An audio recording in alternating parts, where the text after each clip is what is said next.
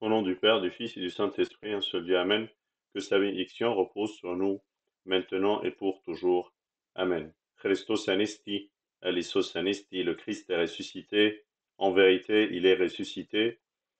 En cette période pascale, plein de sujets, plein de questions, plein de volonté pour comprendre les grâces de la résurrection, les vivre, les partager, les sentir.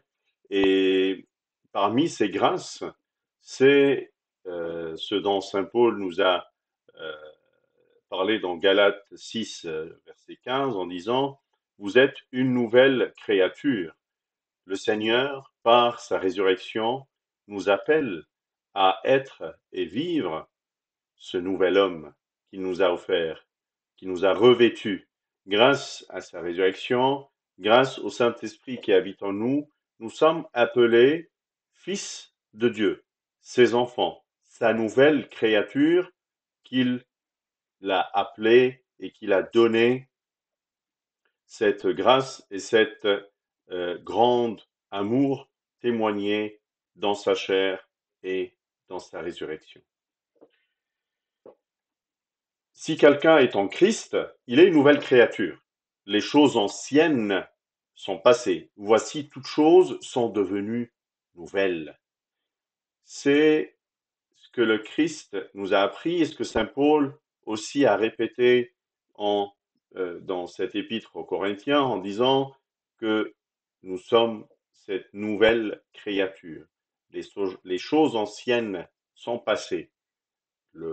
La porte des cieux est ouverte, pas uniquement, mais nous avons vaincu la mort et nous sommes revêtus Christ et nous sommes en Christ. Lui qui a appris qu'est-ce que c'est que en Christ, quand le Christ lui est apparu sur son chemin à Damas, et il a appelé en disant Saul, Saul, pourquoi me persécutes-tu? On peut lire dans ce passage, dans Actes des Apôtres, que saint Paul était dans la lumière du Christ.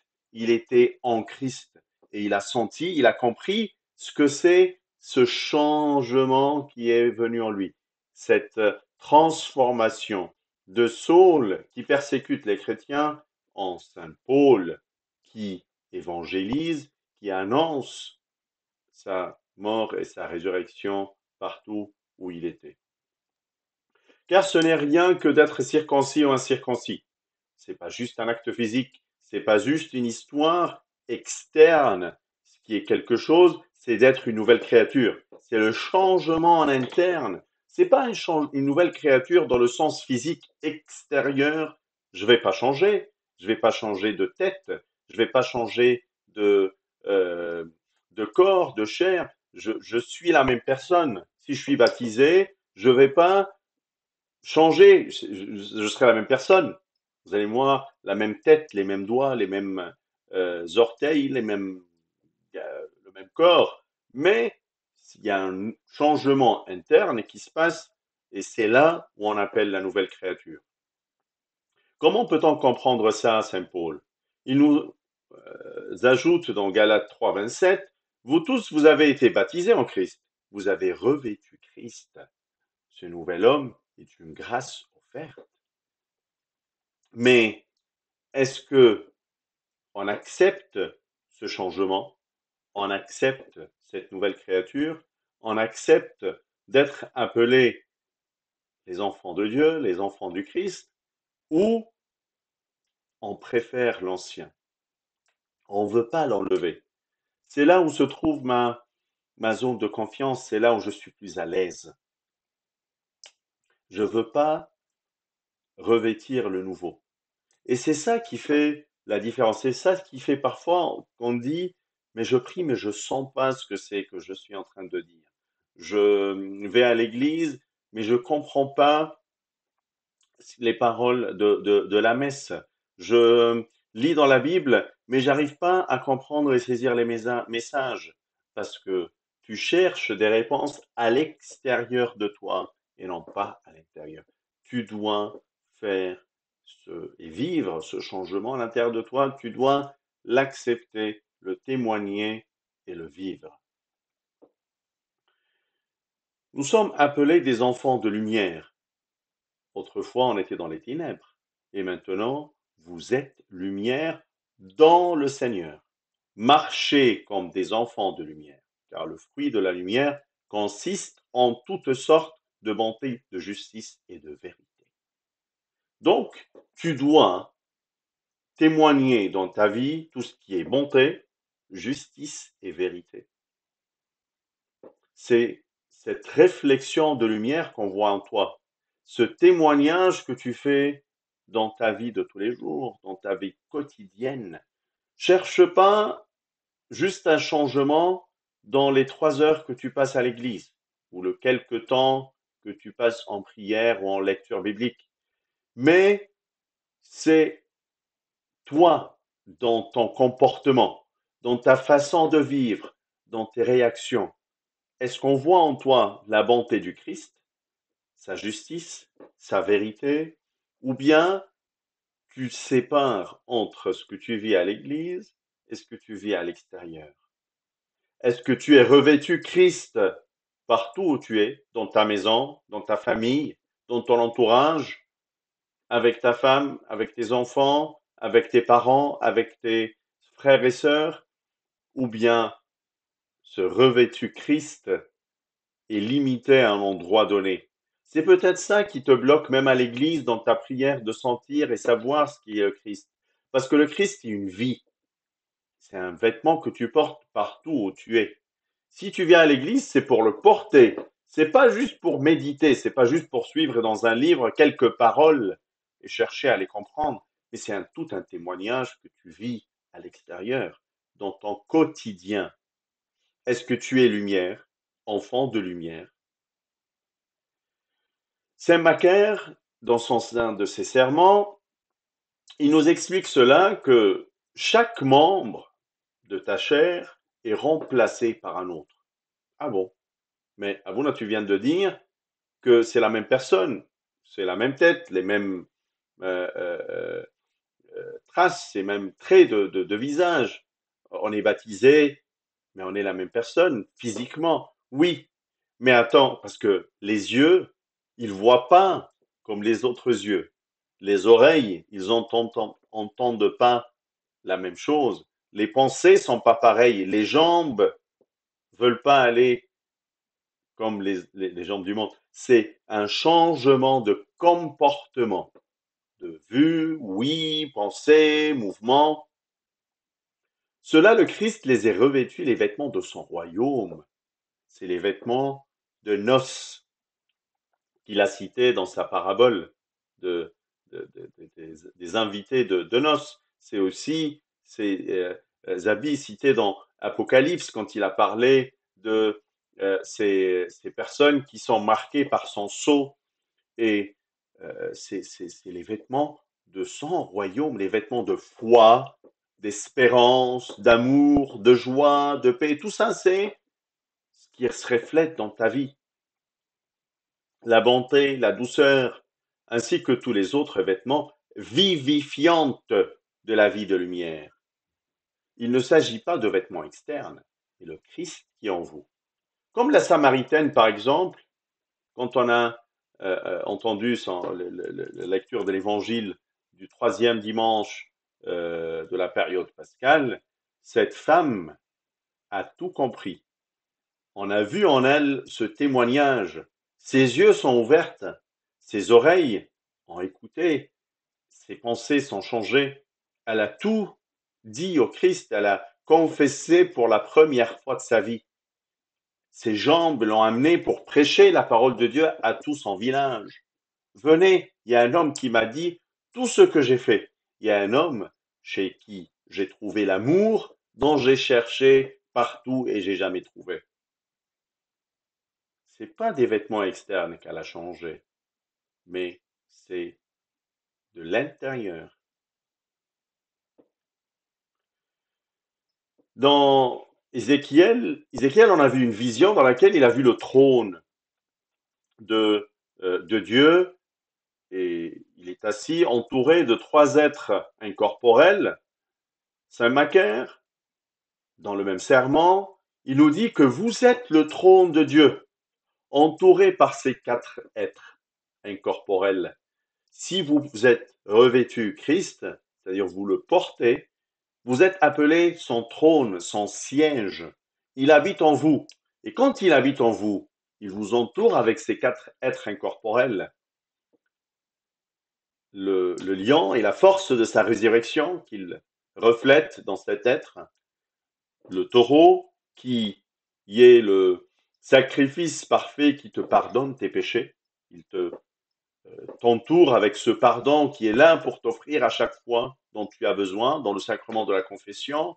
Cet aigle qui te mène vers les hauts, les cieux, cet esprit puissant qui est là pour t'aider à traverser les épreuves, les difficultés, les moments euh, difficiles, te faire sauter sur ces moments-là pour arriver à atteindre ton but. Et aussi cet homme in, incarné et qui a vécu parmi nous, qui nous a donné tous ces éléments-là. Par cette incarnation, il nous a offert la force et la puissance de sa résurrection, le sacrifice pour le pardon de nos péchés et aussi la puissance de l'ascension et de l'aigle qui nous mène vers les cieux avec lui. Sois dans cette conscience et cherche que tu sois en Christ, que tu sois avec lui dans tous ces éléments de paix, joie, bonté, et tu témoignes cela autour de toi. Et dans ce cas, tu es vraiment le trône de Dieu. Où sont tes éléments de gloire?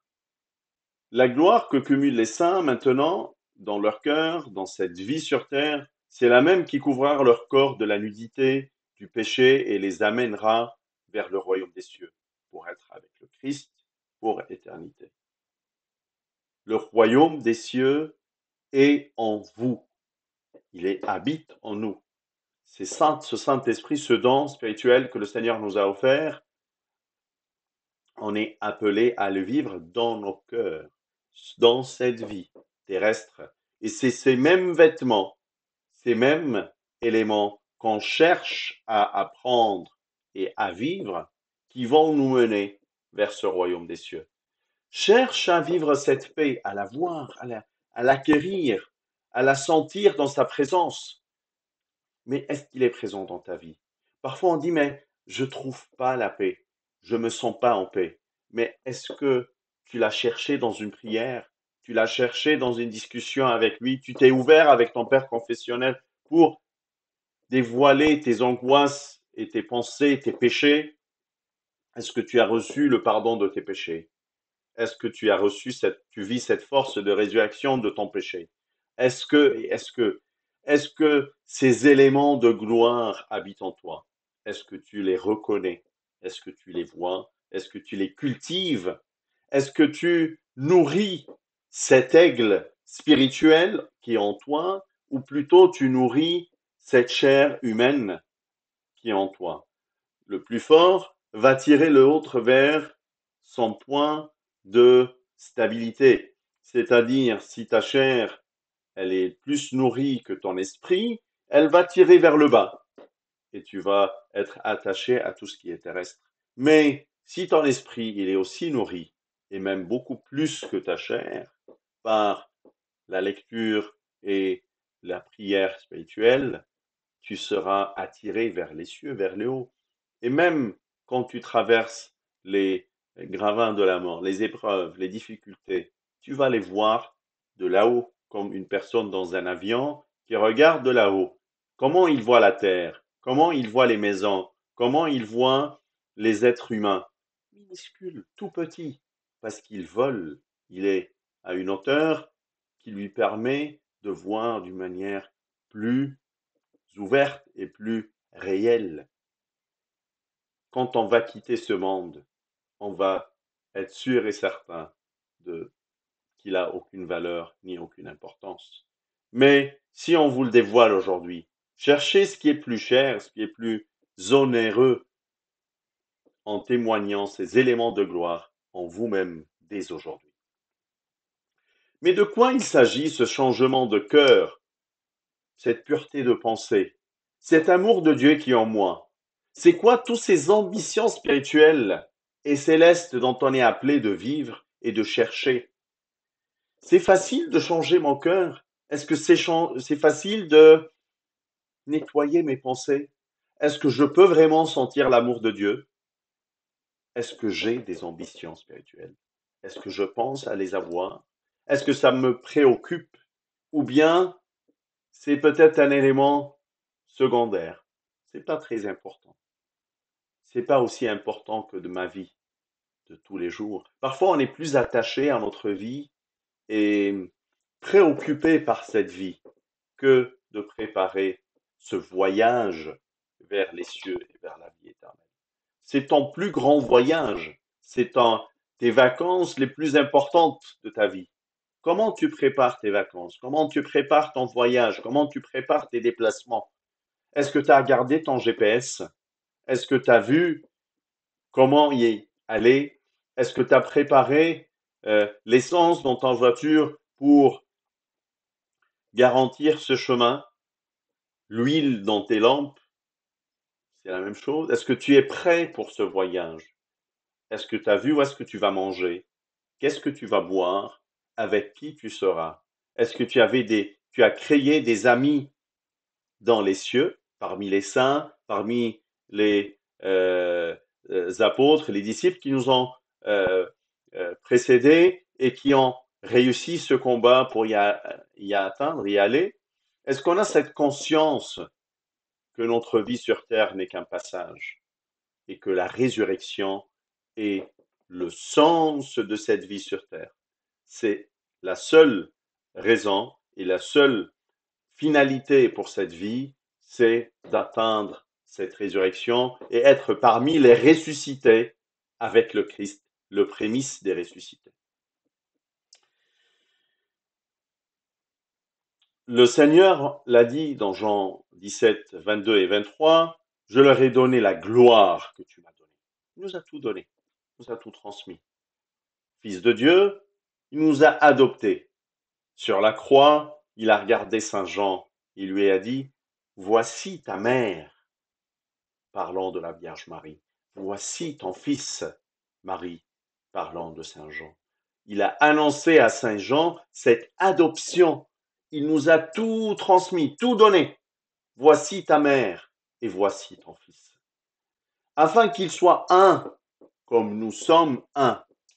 Il veut s'unir avec nous comme l'union dans la Trinité. Vous voyez comment la volonté de Dieu est notre sainteté.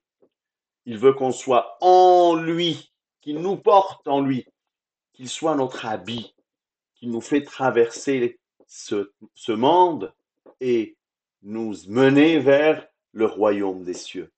Qu'on soit unis ensemble et en lui, comme lui avec le Père, parce qu'il s'adresse au Père dans cette prière-là qu'il est en train de faire. Moi en eux et toi en moi. Il nous a portés en lui afin qu'on soit unis avec Dieu, afin qu'il soit parfaitement un et que le monde connaisse que tu m'as envoyé et que tu les as aimés comme tu m'as aimé. C'est très beau, c'est magnifique. C'est comme l'amour. Dieu a créé l'homme par l'amour des trois hypostases, de la Trinité. C'est par cet amour-là que Dieu a créé l'homme. Donc Dieu, il aime l'homme de la même manière que les trois hypostases, ils s'aiment entre eux, afin que le monde connaisse que tu m'as envoyé et que tu les as aimés comme tu m'as aimé. Le message principal, c'est l'amour de Dieu qu'il a pour nous et qu'il a porté dans sa chair pour nous transmettre le salut et le pardon de nos péchés. Est-ce que tu es reconnaissant? Est-ce que tu l'aimes autant qu'il t'aime? Maintenant encore, dit l'Éternel, revenez à moi. Il n'est jamais trop tard. Il n'est jamais trop tard de revenir vers lui. Mais reviens vers lui de tout ton cœur, de tout votre cœur, avec des jeûnes et des pleurs et des lamentations. Tu reviens avec des pensées de repentir, de vouloir, de volonté de revenir vers lui.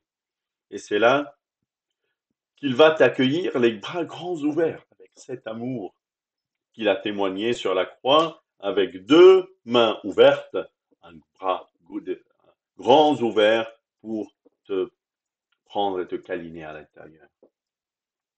Mais est-ce que déjà tu es à son écoute? Le Seigneur, il a dit dans Ésaïe 65, il a parlé avec un peu de regret en disant, avant qu'il m'invoque, il parle de nous, de nos prières, je répondrai, je sais ce que vous voulez, et même avant que vous m'invoquez, je vous réponds. Avant qu'il ait cessé de parler, j'exaucerai. Même avant de terminer ta phrase, je suis là. Mais par contre, j'ai appelé et ils m'ont point répondu. J'ai parlé et qu'ils n'ont point écouté. Mais ils ont fait ce qui est mal à mes yeux et ils ont choisi ce qui me déplaît. C'est ça ce qui fait mal à Dieu. C'est qu'il t'offre tout. Il te donne tous les moyens de réussite, tous les outils pour que tu vas vers lui. Il t'a précédé, il était le prémisse des ressuscités, il t'a donné tous les moyens pour le suivre. Mais est-ce que ça t'intéresse, la loi du Seigneur? Est-ce que quand il t'appelle, tu es attentif? Quand il te parle, tu veux l'écouter? Le problème, c'est que la majorité du temps, je n'écoute pas Dieu. Et si je l'écoute, je ne fais pas ce qu'il dit.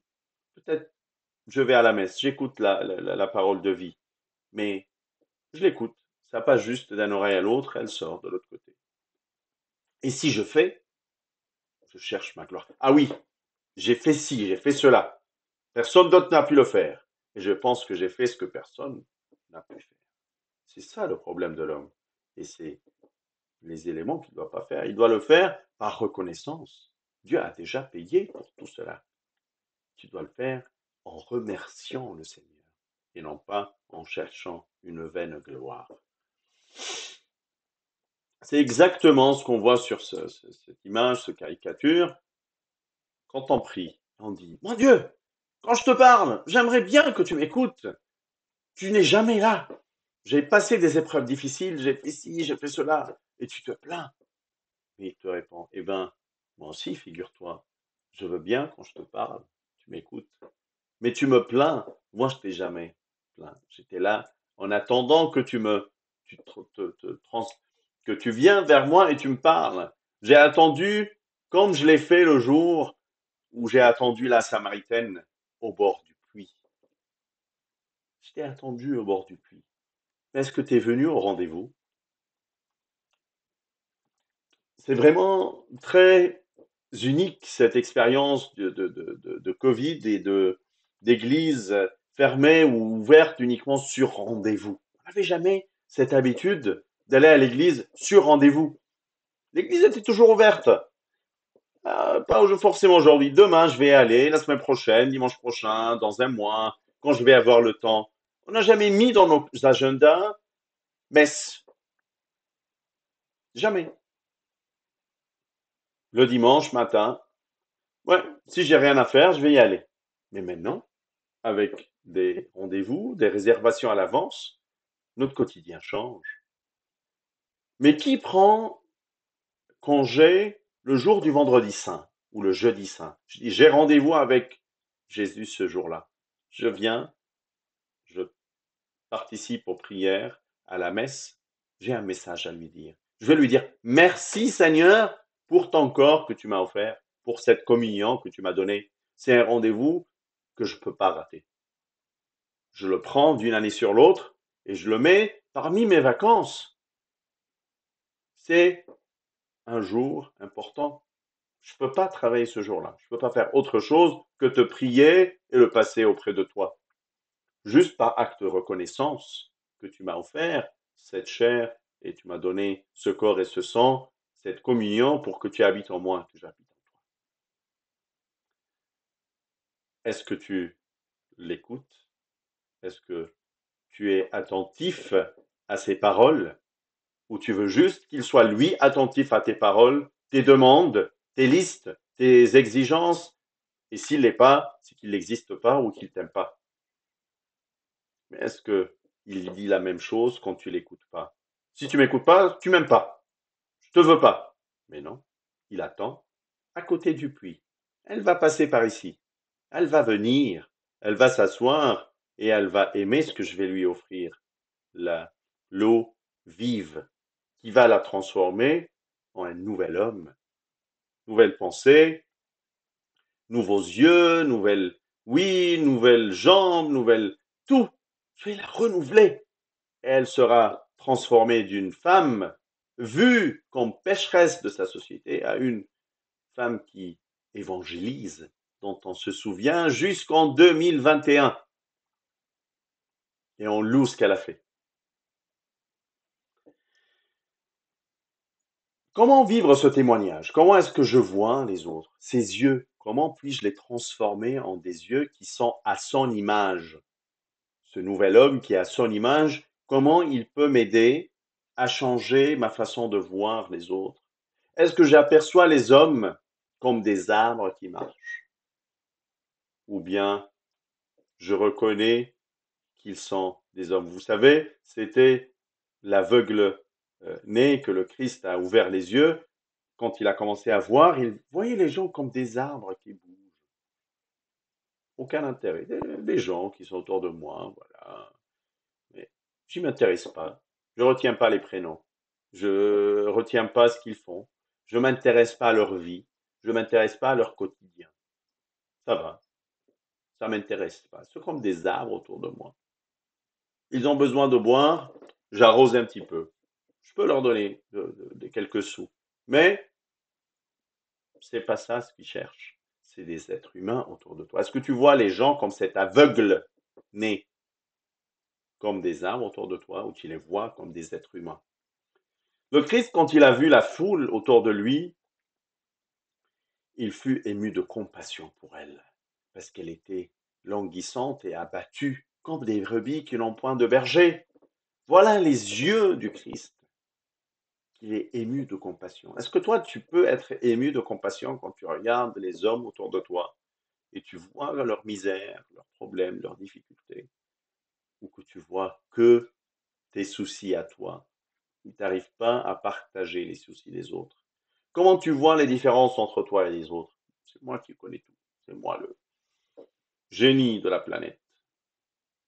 Ou bien tu arrives à communiquer, partager, vivre, écouter. Parfois on a du mal à écouter. On veut imposer ce qu'on veut faire. Et du mal à écouter l'autre, qu'est-ce qu'il veut faire. Dieu voit dans la différence une beauté. Il nous a créés différents, comme les couleurs dans un bouquet de fleurs, comme les couleurs de l'arc-en-ciel qui font sa beauté. Il nous a créés comme ça, différents. Est-ce que tu acceptes ces différences ou bien tu cherches uniquement de t'identifier et reconnaître ta fierté et ton savoir-faire et tu ne cherches que ta gloire personnelle? Est-ce que tu vois les autres ou tu les vois pas du tout? Est-ce que tu as les yeux du Christ qui fut ému de compassion ou tu les vois comme ça au travers?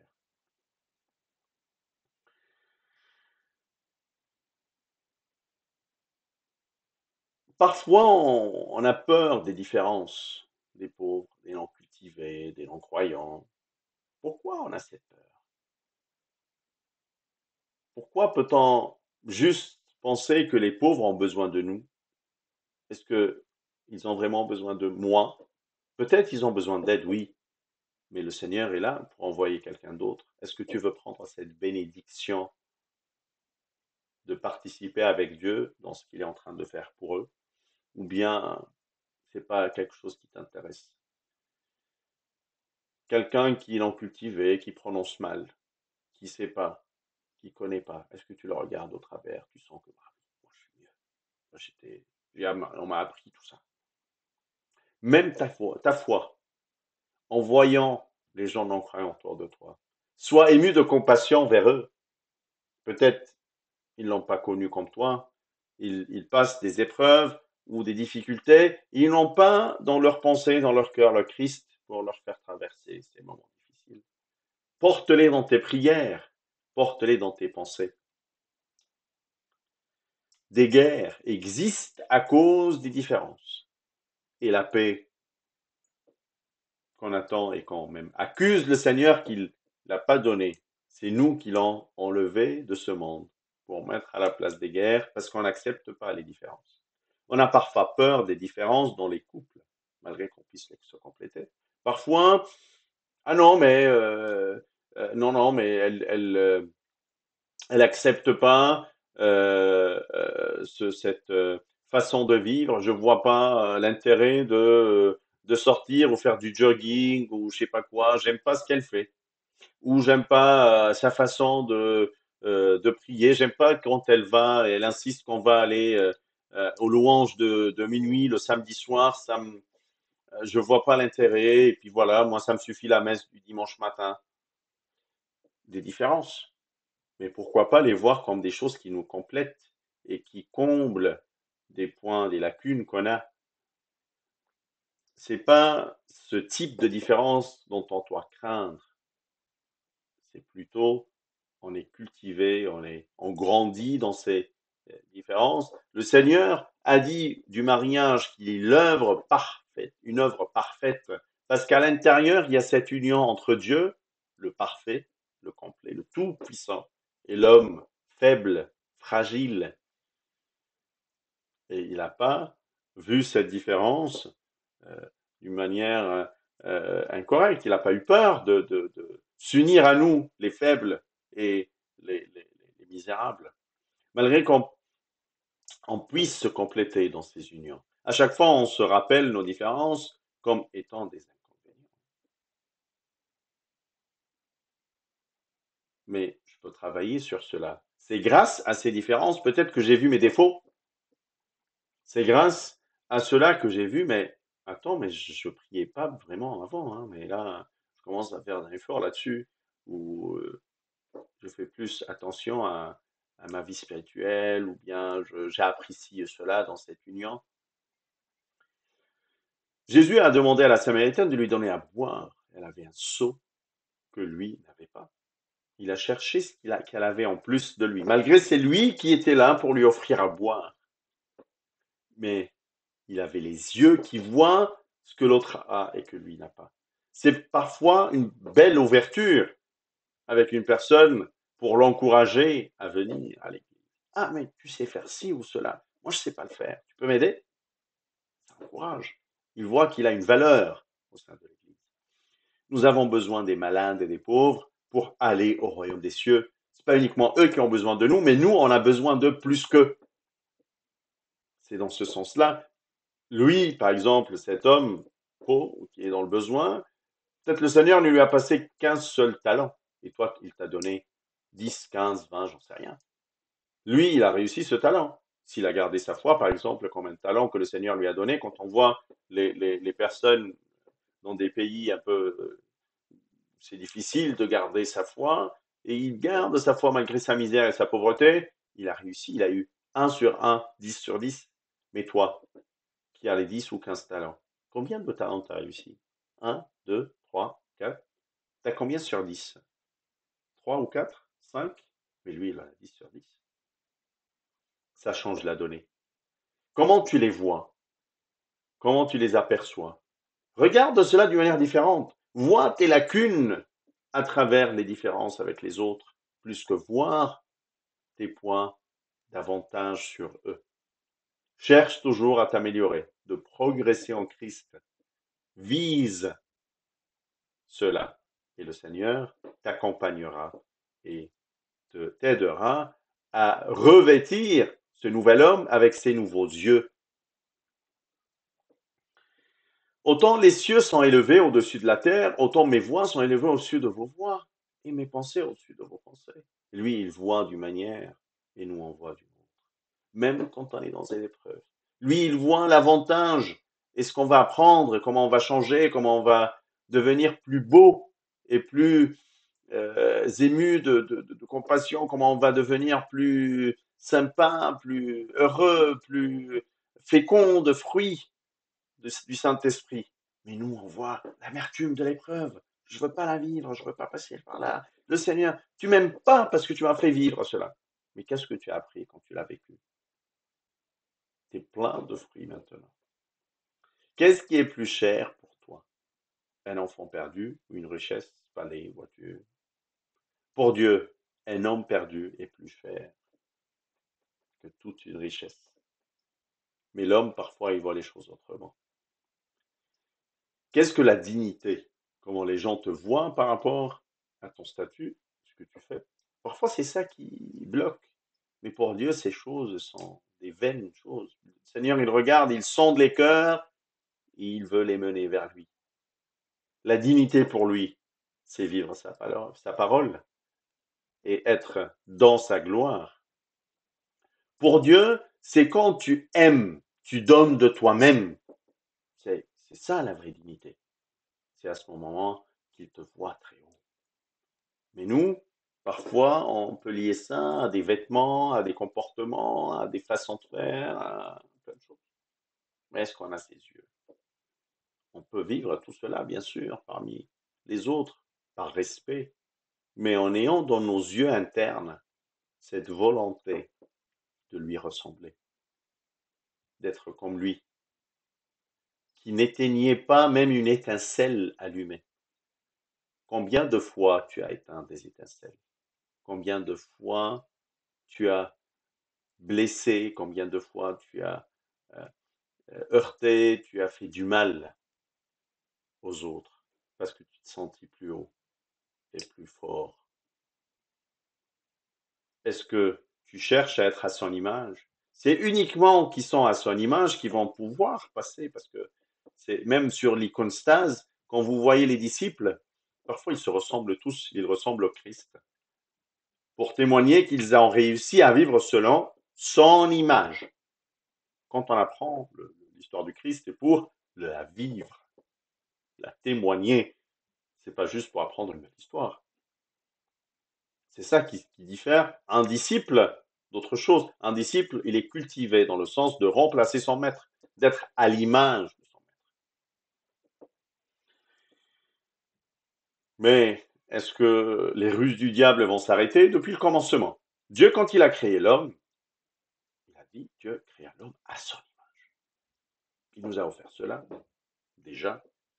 Sauf que le serpent, le diable, quand il est venu voir Ève, il lui a dit, le jour où vous en mangerez, vos yeux s'ouvriront et vous serez comme des dieux. Vous voyez le lien entre ces deux versets? Qu'est-ce que Ève aurait pu répondre dans cette situation? Mais qu'est-ce que tu racontes? Nous sommes déjà à son image, nous sommes des dieux. Ça va rien nous ajouter de manger de cet arbre. Mais parfois, on n'a pas confiance en la parole de Dieu. Il lui a dit, vous êtes créés à mon image. Mais elle n'avait pas retenu ce que ça veut dire, ni elle, ni Adam, bien sûr. Qu'est-ce que ça veut dire être à son image? Et quand il lui dit, vous allez être comme des dieux, vous allez avoir les yeux ouverts, vous allez tout comprendre. Ah bon? C'est vrai? Mais on peut essayer. Mais est-ce que tu crois en sa parole quand il lui te dit, tu es mon fils, ton nom est écrit au royaume des cieux, je t'ai gardé une place, tu vas me suivre? Crois en ses paroles. Il t'a offert ce nouvel homme. Est-ce que tu y crois? Est-ce que tu reconnais ce nouveau vêtement qu'il t'a donné, qu'il t'a offert, et que tu portes en toi? Ou tu es comme Ève? Ah, c'est pas grave. On y tente, on y essaye, on va par ici, on va par là, peu importe, c'est pas grave.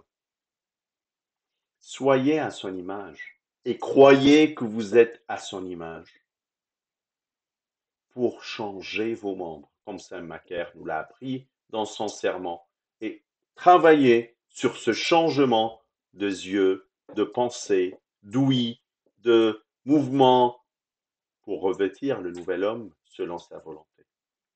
Car nous sommes son ouvrage. Il nous a créés. Il sait ce qu'il fait. Quand il a dit à Adam et Ève, il sait ce qu'il a fait. Je vous ai fait à mon image. Ayant été créés en Jésus-Christ, une nouvelle fois, pour de bonnes œuvres que Dieu a préparées d'avance, afin que nous les pratiquions. C'est de la pratique. C'est pas de la théorie. Ne passe pas du temps sur la théorie. Passe à la pratique, au vécu, passe à vivre selon sa volonté pour être à son image. Gloire